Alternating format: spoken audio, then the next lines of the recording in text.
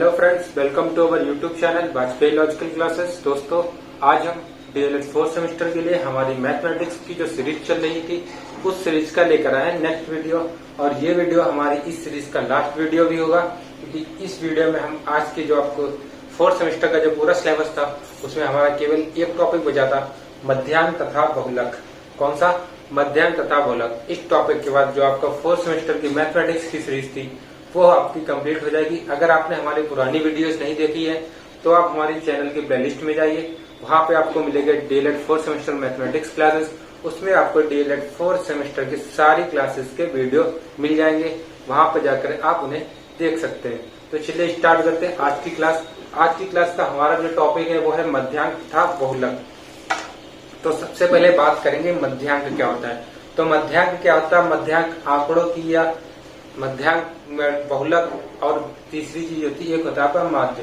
तो इन चीजों में हम क्या करते हैं, आंकड़ों की बात करते हैं और आंकड़ों की क्या होती है, एक श्रृंखला। तो मध्यमान या मध्यांक क्या होता है, इसे हम क्या कहते हैं, मध्यिका भी कहते हैं। मध्यांक को मध्यिका भी कहते हैं। तो मध्यिका में क्या होता है कि जो हमारे पास आंकड़ों की श्रृंखला होती है उसको इस तरीके से व्यवस्थित करते हैं, घटते हुए क्रम में या बढ़ते हुए क्रम में व्यवस्थित कर लेते हैं।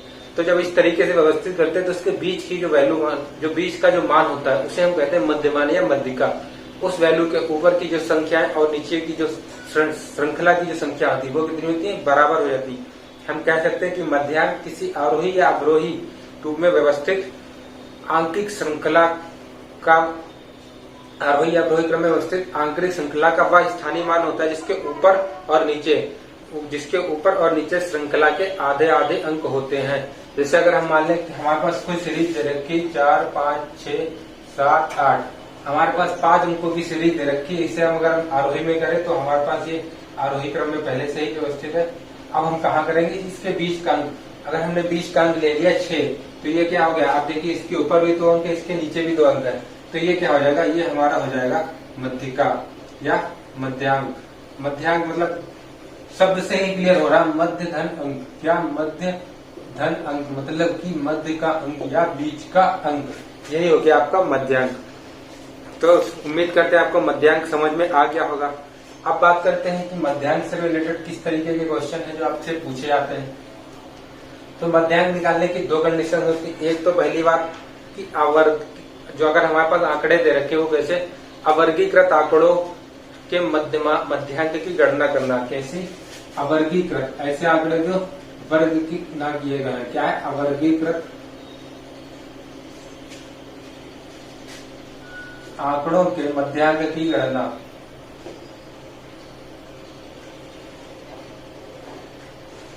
अगर हमारे पास आंकड़े कहीं वर्गीकृत दे रखे तो उसमें हम मध्यांक कैसे निकालते हैं? इसमें हमारे पास 2 सिचुएशन होती है। क्या? कि अगर हमारे पास जो आंकड़ों की संख्या है वो क्या दे रखी हो, पहली सिचुएशन है हमारी विषम मतलब ऑड नंबर। अभी देखिए मैंने आपको बताया था इसमें आंकड़े टोटल थे 5 क्या थी, एक विषम संख्या थी। तो अगर इस तरीके की हमारे पास दे रखी है तो हम उसमें मध्यांक की गणना कैसे करते हैं। तो विषम संख्या के लिए मध्यांक,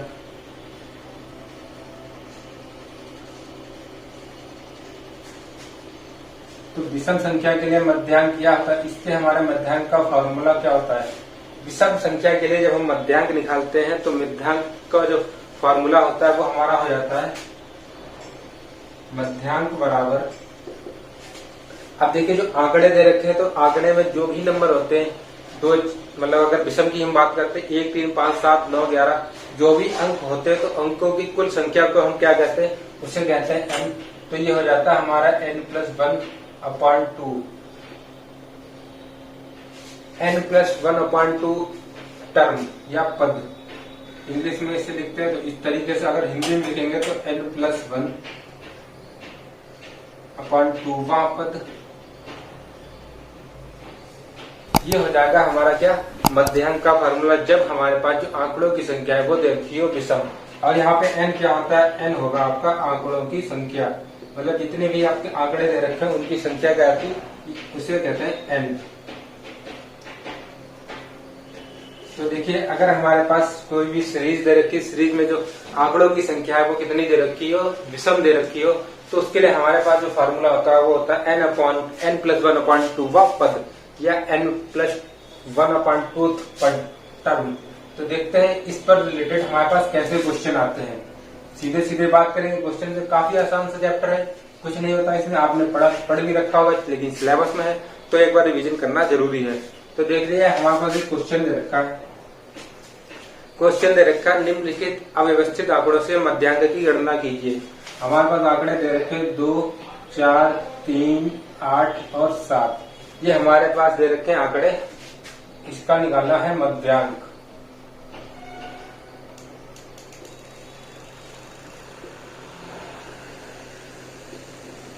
देखिए इसका हम मध्यांक निकालेंगे तो हम क्या करेंगे, हमारे पास दे रखा 2, 4, 3, 8, 7। तो मध्यांक निकालने के लिए सबसे पहले जो काम हम करते हैं, क्या करते हैं, आंकड़ों को या तो हम आरोही क्रम में व्यवस्थित कर ले या फिर अवरोही क्रम में।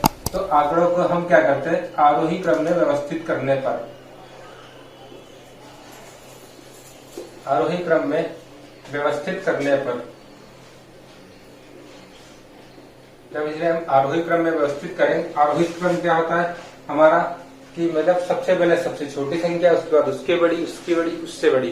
तो आरोही क्रम में सबसे छोटी संख्या हमारे पास दे रखी है 2, उसके बाद दे रखी है हमारे पास 3, फिर दे रखा है 4, फिर दे रखा है 7 और उसके बाद दे रखा है अंत में 8।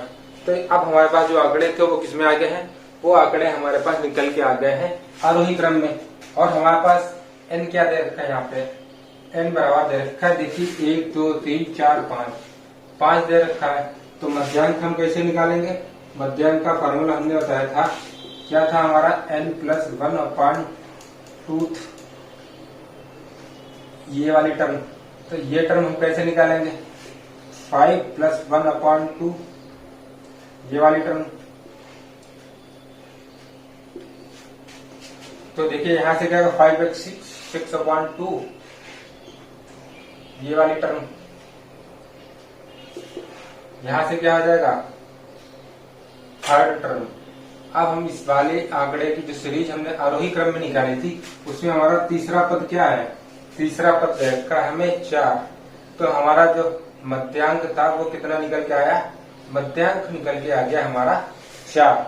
तो देखिए अगर हमारे पास आंकड़ों की संख्या विषम दे रखी है तो हम उनकी कैलकुलेशन इस तरीके से करते हैं। क्या करते हैं, सबसे पहले जो हमारे पास आंकड़े दे रखे हैं उन्हें हम आरोही, अवरोही, असेंडिंग और डिसेंडिंग ऑर्डर में मैनेज कर लेते हैं। उसके बाद क्या करेंगे, हमारे पास फार्मूला होता है मध्यांक का, इसे हम क्या कहते हैं, मीडियन भी कहते हैं। तो हम क्या करेंगे, मध्यांक को फार्मूला हमारा रखा है n+1/2 पर टर्म। बस हम n की वैल्यू जो होती है वो क्या होती है, वो हमारे दिए हुए आंकड़ों की संख्या है, वो निकाल लेते हैं, उनका मान डालेंगे। 5+1/2 देखिए यहाँ पे हुआ 5 एक 6 हो गया, 6 को डिवाइड किया दूसरे 3। तीसरी जो टर्म होगी हमारे आरोही क्रम या अवरोही क्रम के बाद, वो हमारी क्या होगी, वो इस श्रृंखला की हो जाएगी आपकी मीडियन या मध्यिका।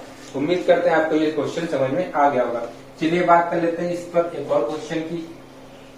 काफी इजी सा क्वेश्चन है, ज्यादा कुछ समझना है ही नहीं इसमें, और काफी इजी चैप्टर भी है ये आपका। अब देखिए हमारे पास एक क्वेश्चन दे रखा है, 5 मित्रों का भार 5 मित्रों का भार क्रमशः दे रखा है 40 किलोग्राम, 44 किलोग्राम, 46 किलोग्राम और 47 kilogram. 40 KG, 44 KG, 46 KG, 47 KG और क्या दे रखा है, और 50 KG.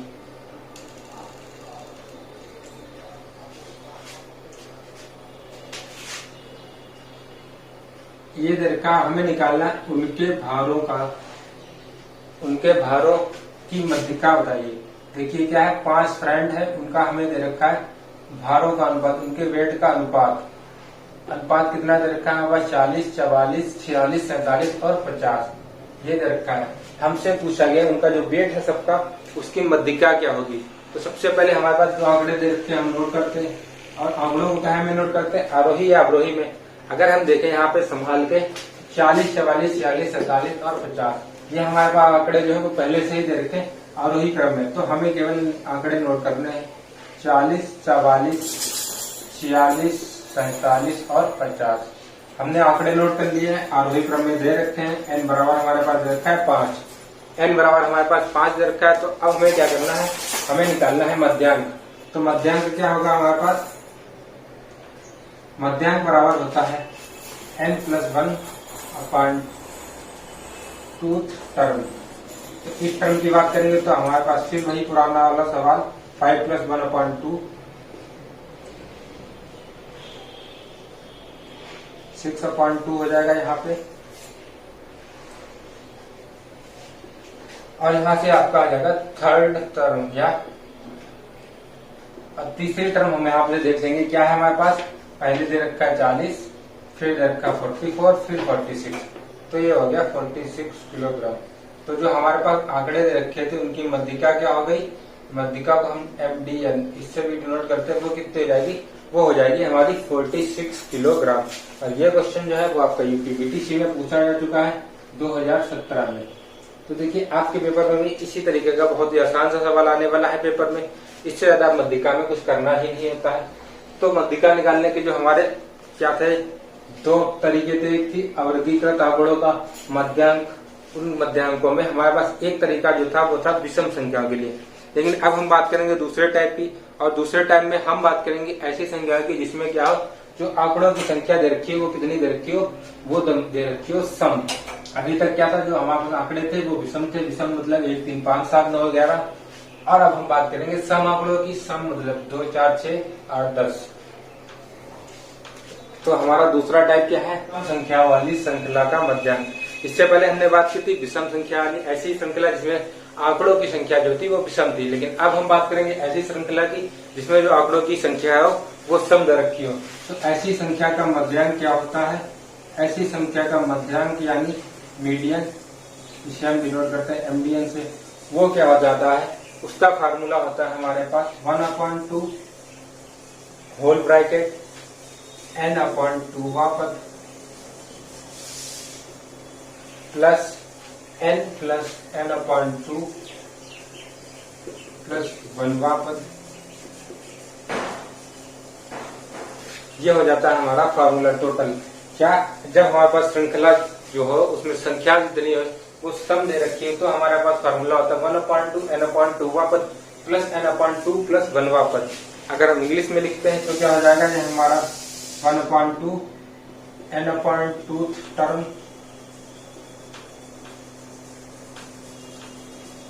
Plus n/2 plus 1 term. तो सम संख्याओं के लिए हमारे पास जो फार्मूला है n/2 वापस। n क्या होती है, यहाँ पे n क्या होती है, n बराबर होती है हमारे पास आंकड़ों की संख्या।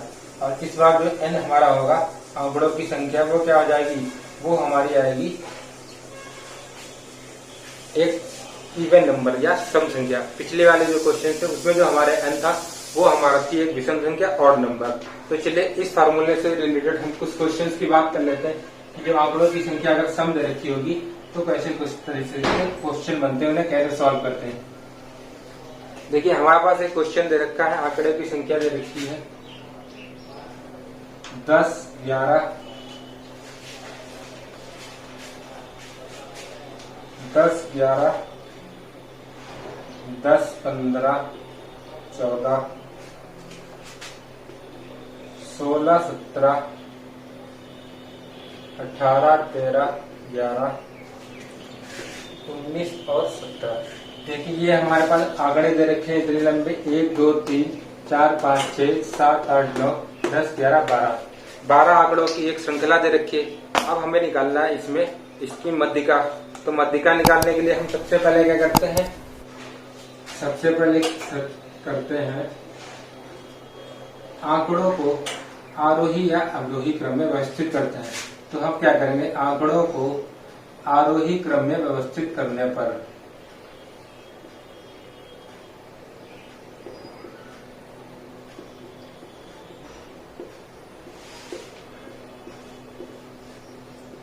अब हम क्या करेंगे, दिए गए आंकड़ों को आरोही क्रम में व्यवस्थित करेंगे। तो जब हम आंकड़ों को आरोही क्रम में व्यवस्थित करेंगे सबसे पहले क्या करेंगे, सबसे पहले निकालेंगे सबसे छोटी संख्या। तो देखिए सबसे छोटी हमारे पास कितनी दे रखी, ये 10 दे रखी है, फिर ये 10 दे रखी है। तो हमारे पास 10 दे रखा है, 2 बार। इसके बाद 10 तो कहीं नहीं दे रखा। अब देखते हैं 11, यहाँ पे 11 दे रखा है और यहाँ पे 11 दे रखा है, तो हमारे पास 11 दे रखा है 2 बार।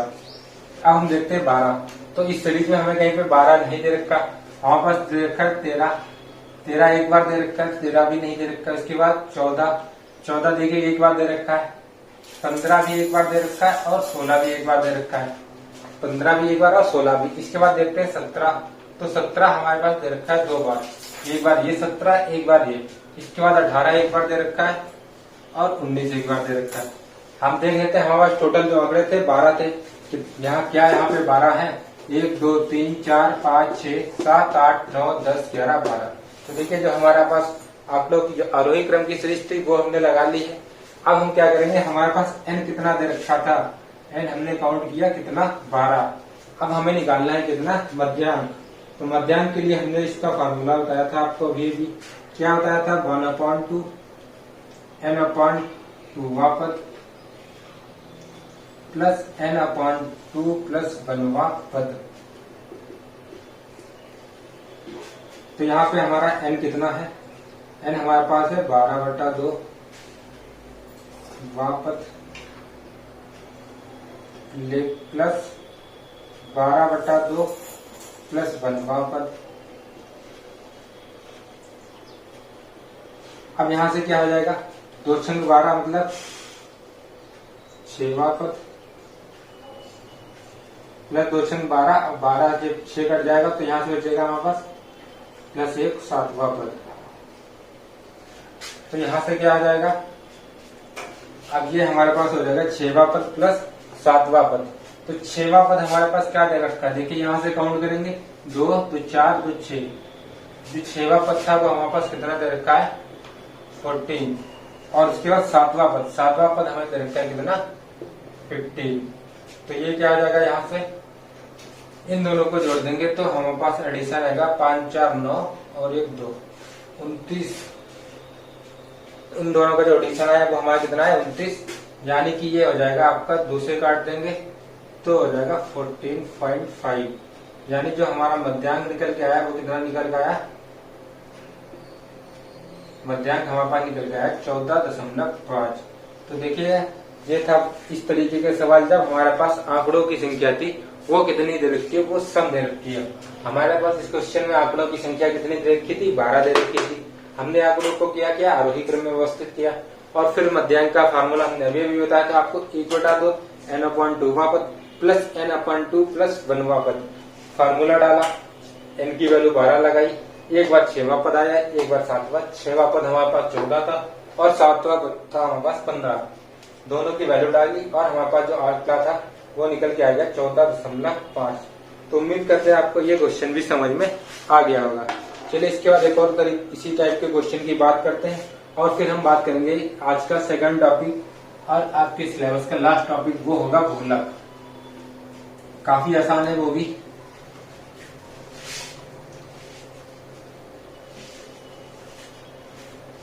अगला क्वेश्चन हमें दे रखा है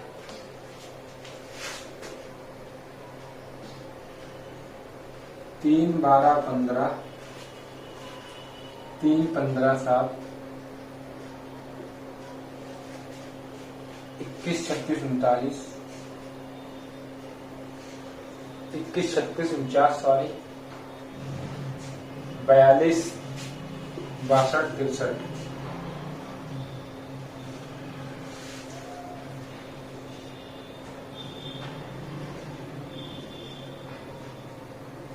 इसकी निकालनी हमें क्या, माध्यिका।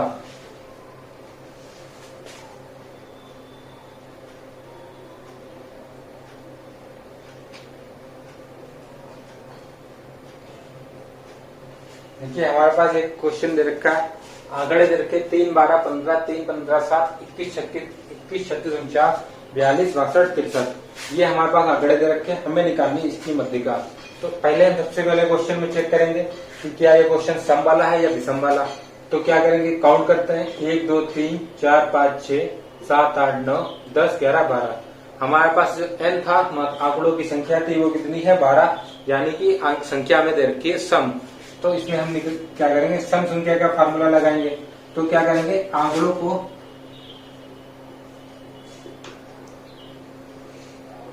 आरोही क्रम में व्यवस्थित करने पर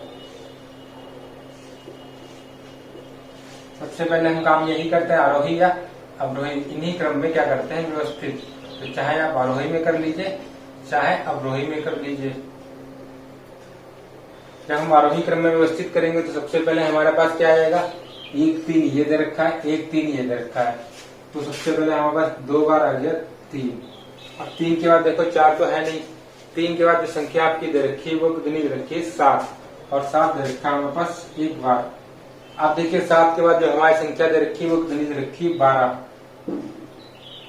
और 12 भी हमारे पास एक बार दे रखा था। 12 के बाद जो हमारी संख्या दे रखी 15 दे रखी, और 15 दे रखी है 2 बार, एक बार ये एक बार ये।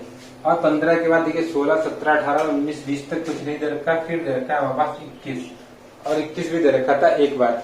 21 के बाद हमारे पास जो संख्या दे रखी, देखिए 21 से पहले की संख्या इधर तो है नहीं, अब केवल इधर देखनी है।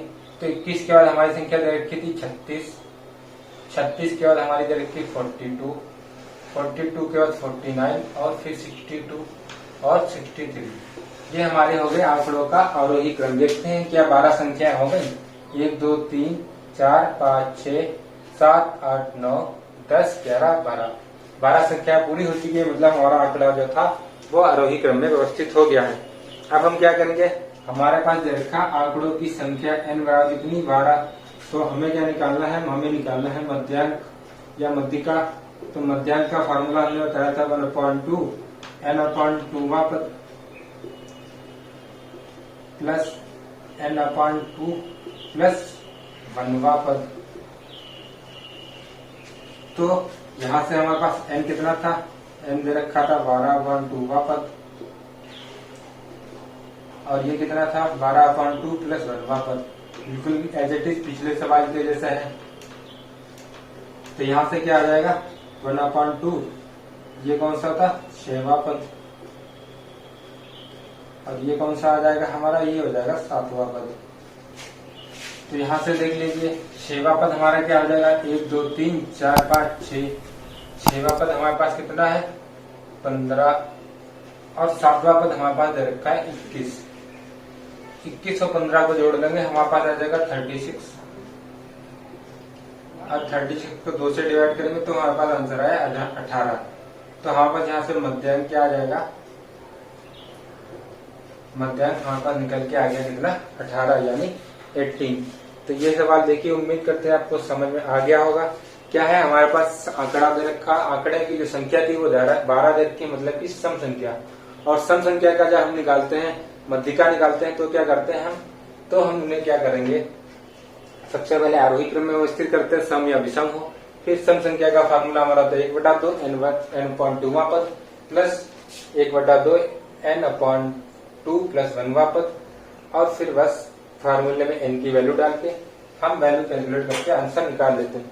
तो उम्मीद करते हैं ये क्वेश्चन आपको समझ में आ गए होंगे। चलिए अब हम बात करेंगे थोड़ी नेक्स्ट टाइप के क्वेश्चन की। और नेक्स्ट टाइप के क्वेश्चन में क्या है, अभी तक जो आंकड़े थे वो अवर्गीकृत थे, लेकिन अब हमारे पास जो आंकड़े होंगे वो क्या होंगे, सारणीबद्ध दे रखे होंगे। अगर हमारे पास आंकड़े जो वो सारणीबद्ध तरीके से दे रखे हो तो हम कैसे कैलकुलेट करेंगे मध्यांक या मध्यिका। क्या है हमारे पास, जब आंकड़े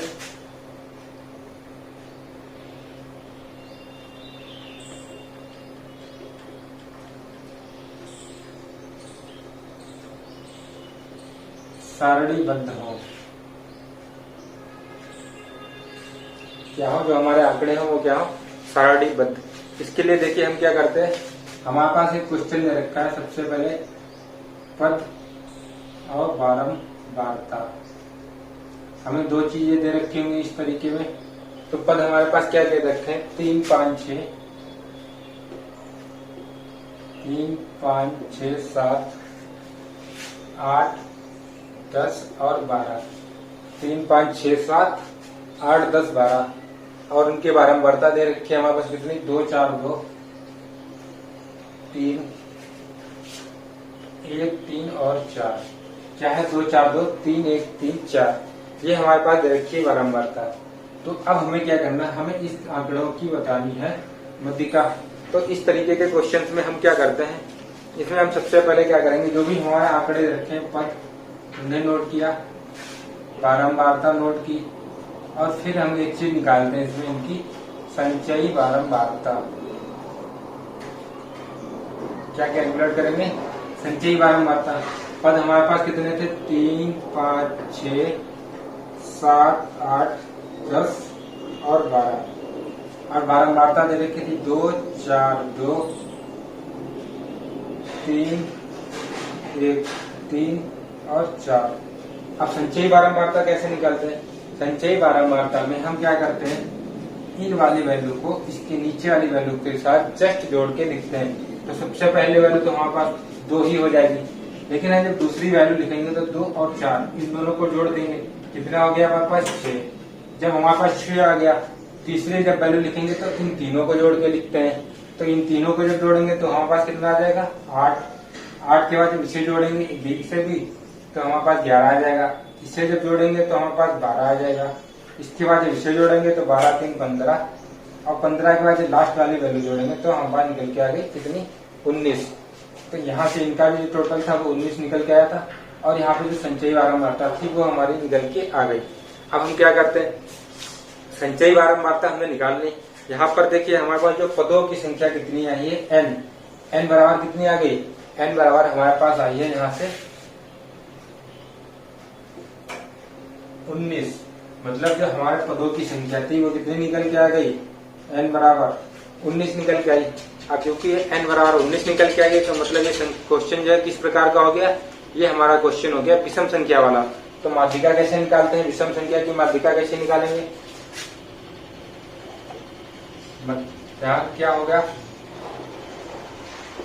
हमारा मध्यांक हो गया n+1/2 टर्म। n हमारा कितना दे रखा था, 19 + 1/2। 19 से कितना हो गया, 20/2। यहाँ से जब डिवाइड करेंगे तो ये आ जाएगी 10th टर्म। अब 10वीं टर्म हमारे पास कहाँ पे होगी, अब हम आंकड़ों पे जाएंगे वापस कि 10 कहाँ पे होगा, इसमें इस वर्ग में देखते हैं हमारा 10 कहाँ पे आएगा।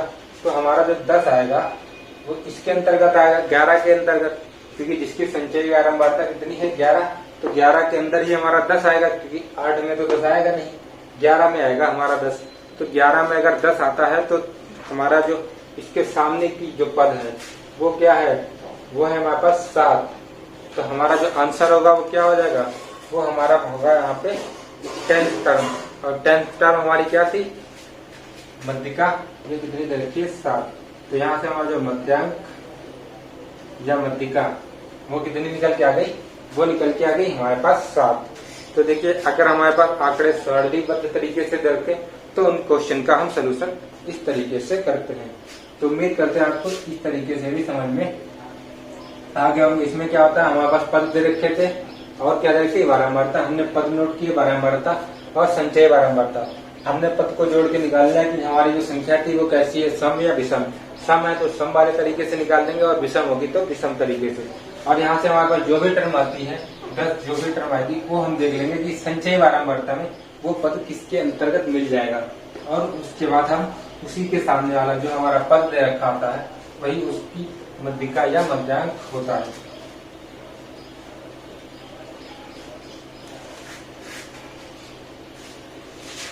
चलिए देख लेते हैं क्वेश्चन जो आपके बीटीसी में पूछा गया है। काफी आसान सा क्वेश्चन दे रखा है। क्या है, किसी कक्षा के 24 विद्यार्थियों की आयु के आंकड़े निम्नलिखित हैं। क्या है, किसी कक्षा के 24 विद्यार्थियों की आयु के आंकड़े हैं, वो दे रखे हैं। क्या है, हम सीधे सीधे आंकड़े लिखते हैं। आयु दे रखी है किसमें, वर्षों में, और नीचे दे रखे हैं शिक्षार्थी, मतलब एक आयु में कितने शिक्षार्थी आते हैं। 24 शिक्षार्थी टोटल देखे रखे तो देखिए क्या है, 12 है, 13 है। पहले आयु की कितनी, 12, 13, 14, 15 और 16, इतनी आयु के बच्चे हमारे पास दे रखे हैं। अब 12 वर्ष के हमारे पास 4 बच्चे हैं, 13 वर्ष के 5 बच्चे हैं, 14 वर्ष के 4 बच्चे हैं, 15 वर्ष के 6 बच्चे हैं और 16 वर्ष के 5 बच्चे हैं। तो ये हमारे पास दे रखी है शिक्षार्थियों की संख्या। अब देखिए यहाँ पे कहीं ना कहीं हमारे पास पद ये है और बारंबारता मतलब कि एक जैसे कितनी है, तो 12 वर्ष की 4 बच्चे हैं, तो ये हमारी बात 4 क्या हो गई, बारंबारता हो गई। तो इसी तरीके से हमारे पास दे रखे हैं, इसका भी सोल्यूशन बिल्कुल उसी तरीके से होगा। क्या हो जाएगा, आयु वर्षों में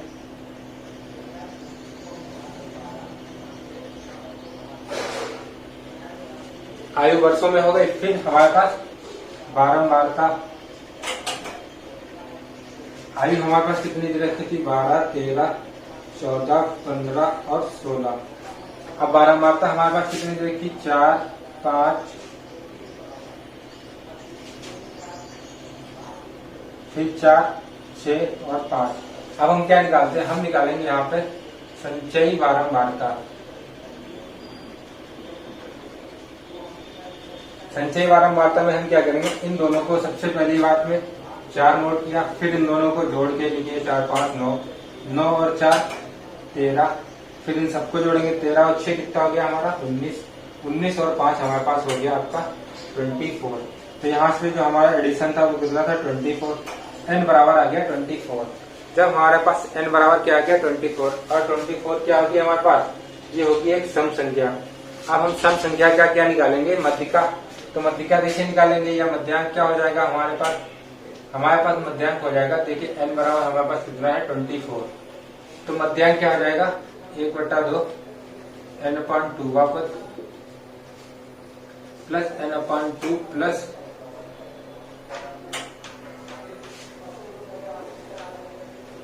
बनवा पद। अब क्या हो जाएगा 1/2 n/2 पद क्या हो जाएगा, n कितना दे रखा हमारे पास 24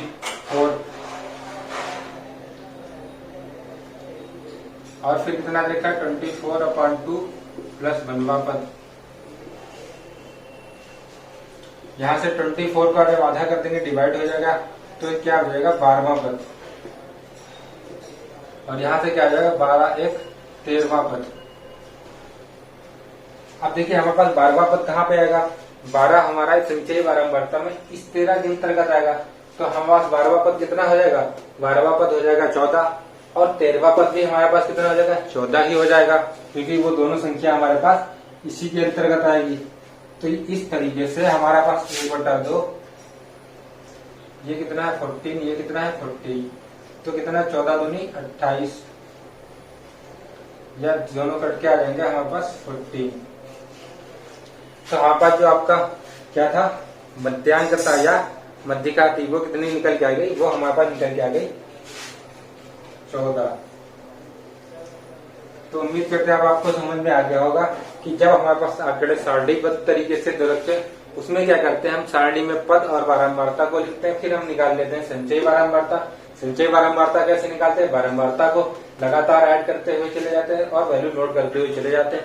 उसके बाद अगर हमारे पास जो आंकड़ों की संख्या है सम आती है तो हम सम वाले फार्मूले से कैलकुलेट करते हैं, अगर विषम आती है तो विषम वाले फार्मूले से उन्हें कैलकुलेट कर लेते हैं। तो उम्मीद करते हैं आपको ये मध्यांक वाला पोर्शन समझ में आ गया होगा। अब हम बात करेंगे आपकी बहुलक की, कि बहुलक क्या होता है। तो बहुलक एक बहुत ही आसान सा कॉन्सेप्ट है, बिना कुछ करे बिना कॉपी पेन उठाए देख के ही बता सकते हैं कि इन आंकड़ों में बहुलक क्या होगा। क्या है, बिना कॉपी बिना पेन उठाए हम केवल देख के बता सकते हैं कि बहुलक क्या होता है। तो बहुलक क्या होता है, किसी भी आंकड़े में जब श्रृंखला दे रखी होती है हमारे पास, उसमें जिस पद की पुनरावृत्ति बार बार होती है, क्या होता है, जिस पद की पुनरावृत्ति बार बार होती है उसे हम क्या कहते हैं, उसे हम कह देते हैं बहुलक। जो बहुत बार आया है वही हो जाता है आपका बहुलक। सीधे सीधे हम बात करते हैं क्वेश्चन की। क्वेश्चन दे रखा हमारे पास एक,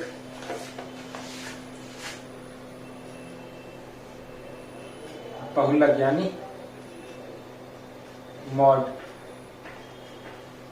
बहुलक में हमारे पास एक क्वेश्चन दे रखा है, आप लोग देख के ही बता सकते हैं 7 9 5 7 6 1 5 9 12 9 15 17 18 9।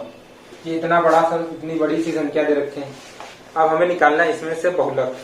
इसमें देखिए बहुलक निकालने के लिए एक तो क्या हम कर सकते हैं, सीधे सीधे देख के भी बता सकते हैं इसमें बहुलक क्या है, सबसे बड़ी संख्या कौन सी है। और इसके अलावा क्या कर सकते हैं, अगर हम चाहें तो इन्हें आरोही अवरोही क्रम में व्यवस्थित करेंगे। 1 5 जो अंक ज्यादा होंगे वही हमारा बहुलक होगा। यहाँ पे देखिए 9 9 9 और 9, 4 बार 9 दे रखा। और देखिए कोई भी संख्या देखिए 7 1 2, 2 बार ही दे रखा, 5 भी 2 बार दे रखा। तो हमारा बहुलक क्या हो जाएगा, सीधे सीधे हमारा बहुलक आगे निकल के 9। कोई भी आंकड़ा दे रखा उसमें हम बहुलक सीधे सीधे निकाल लेते हैं। दूसरा क्वेश्चन देख लीजिए, हमारे पास दे रखा है एक 1,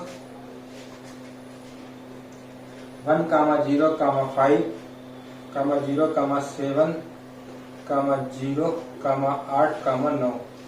ये क्वेश्चन देखिए हमारा 2016 में पूछा गया था। क्या है, 1, 0, 5, 0, 7, 0, 8, 9। इसमें हम क्या करेंगे, अगर हम आरोही क्रम में व्यवस्थित करते हैं तो 0, 0, फिर 1, 5, 7, 8, 9। यहाँ पे देखिए 3 लगातार 3 है जो 3 बार आ रहा है 0। इस श्रृंखला में जो बहुलक हो जाएगा वो आपको क्या हो जाएगा, आप देख के ही बता सकते हैं कि इसका बहुलक क्या हो जाएगा, 0।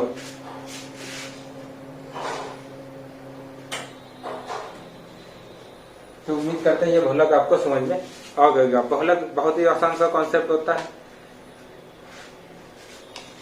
ये क्वेश्चन आपका आ जाता है बहुलक का श्रेणी से रिलेटेड। क्या है कि आपको एक सारणीबद्ध तरीके से क्वेश्चन दे रखा होगा और आपसे पूछेंगे बहुलक। तो उसमें क्या होता है, उसमें भी बहुत ज्यादा कुछ नहीं होता, हमें केवल इतना देखता होता कि किस पद की बारंबारता ज्यादा है। जिस पद की बारंबारता ज्यादा होगी वही पद बहुलक हो जाएगा। सीधी सीधी सी बात है। जैसे हमारे पास एक क्वेश्चन दे रखा है, पद दे रखे हैं और बारंबारता।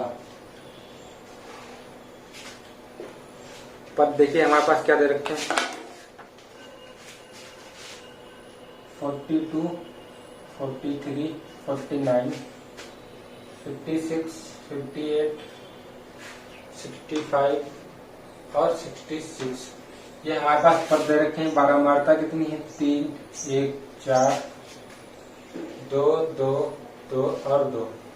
हमसे पूछा है इन आंकड़ों का, इस सारणी का हमें निकालना है बहुलक बताओ। और चूंकि हम जानते हैं बहुलक क्या होता है, अगर हम बात करें इस पद को एक सीधे सीरीज में लिखें, कैसे लिखेंगे, हम सबसे पहले क्या लिखेंगे, 42 बारंबारता कितनी है, 3, 42, 42। फिर 43 बारंबारता कितनी है, 1, ये हो गया। फिर 49 लिखेंगे कितनी बार, बारंबारता कितनी है, 4। इसके बाद 56 की बारंबारता 2 है, 2 बार लिख लिया। 58 की बारंबारता कितनी है, 2 है, 2 बार लिख लिया। 65 की बारंबारता 2 हो गई और 66 की बारंबारता 2। तो देखिए अगर कहीं ना कहीं देखा जाए ये सीरीज इस तरीके के आंकड़े दे रखे हैं। अब हमें निकालना है इनकी क्या निकालना है, इनकी निकालनी है हमें बारंबारता, वो सॉरी बहुलक बताना है। तो बहुलक में देखिए 49 के सामने हमारे पास बारंबारता 4 थी, 49 ही सबसे ज्यादा आ रहा है। तो हमारा बहुलक क्या हो गया, बहुलक हमारा कितना हो गया, 49। उम्मीद करते हैं आपको समझ में आ गया होगा। तो देखिए ये थी हमारी मध्यांक और बहुलक की क्लास। उम्मीद करते हैं आपको मध्यांक और बहुलक दोनों बहुत ही अच्छे से समझ में आ गए होंगे। और आपका इसी के साथ जो आपका बीटीसी 4th सेमेस्टर का सिलेबस था वो हमारी तरफ से पूरा 100% कंप्लीट हो गया। अगर आपने पुरानी वीडियोस नहीं देखे अभी तक तो उनको जाके हम हमारे चैनल पे जाके देख सकते हैं। उनका लिंक आपको डिस्क्रिप्शन बॉक्स में भी मिल जाएगा, वहां से भी जाके आप देख सकते हैं। अगर आपको हमारी वीडियोस पसंद आए तो प्लीज वीडियोस को लाइक करें, शेयर करें, चैनल को सब्सक्राइब करें तथा बेल नोटिफिकेशन का आइकन है उसे ऑल पर सेट करें, जिससे आने वाले हर वीडियोस का अपडेट आपको टाइमली मिलता रहे। वीडियो को लास्ट तक देखने के लिए धन्यवाद।